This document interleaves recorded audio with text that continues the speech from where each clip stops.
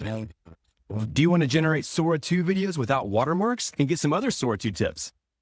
This week, I'm breaking down the tricks I've learned as I keep pushing SORA-2 and as SORA-2 keeps evolving. If you provide an image, that will become the starting frame of your video. You can use that to your advantage if you want to continue a video. If you provide the last frame of a video using a frame extract program as the first frame of your new video, you can sometimes extend a video as long as the initial frame is complete. In other words, if you pan in a room and your last frame is the right side of the room and you use that image in your new video, if you pan to the left, the room will most likely not look the same, as the AI doesn't have the information of what the left side previously looked like. Sora works well with full camera motion and detailed description of the scene. Typically, the more detail you provide, the better your chances are you will get the video that matches your vision. When I generated my surfing video, I told Sora the location, where the camera position would be at the beginning of the shot, how I wanted the camera to move in the next few seconds, and kept providing Sora with as much detail as I could.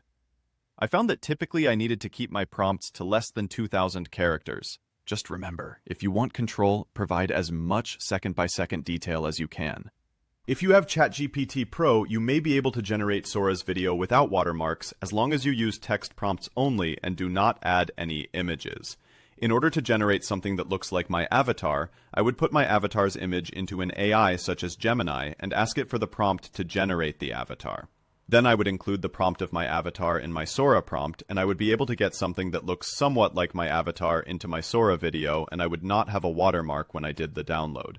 Note, I tested this on the web version of Sora since that is typically where I work.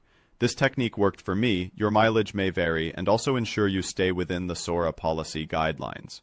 If you don't have a ChatGPT Pro account, try various third-party sites such as OpenArt.